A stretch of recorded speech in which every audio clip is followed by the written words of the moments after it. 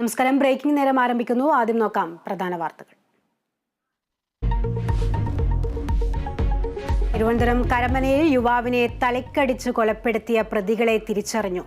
പ്രതികൾ കരമന സ്വദേശികളായ അഖിൽ, വിനീത്, സുമേഷ് എന്നിവർ. അഖിലിനെ കൊലപ്പെടുത്തിയത് അതിക്രൂരമായി.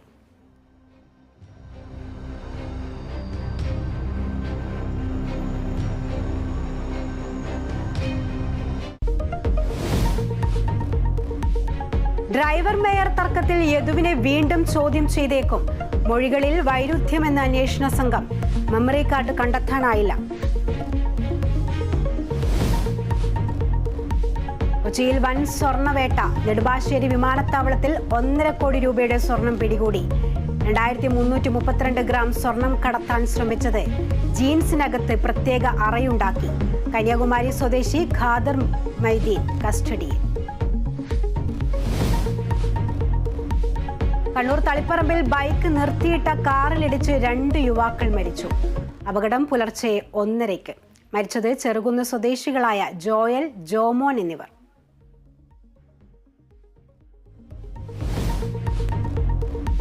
സംസ്ഥാനത്ത് അടുത്ത 5 ദിവസം പരക്കെ മഴയ്ക്ക് സാധ്യത. ഇന്ന് പത്തനംതിട്ട, ഇടുക്കി ജില്ലകളിൽ യെല്ലോ അലർട്ട്.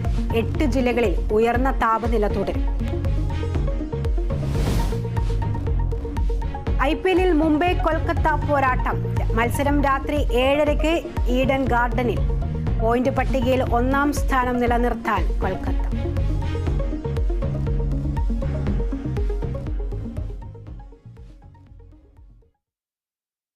വിശദമായ വാർത്തകളിലേക്ക്.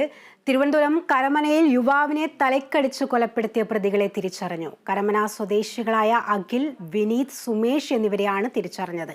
കരമന സ്വദേശി അഖിലാണ് കൊല്ലപ്പെട്ടത്. കൊലപാതക ദൃശ്യങ്ങൾ പുറത്തുവന്നു.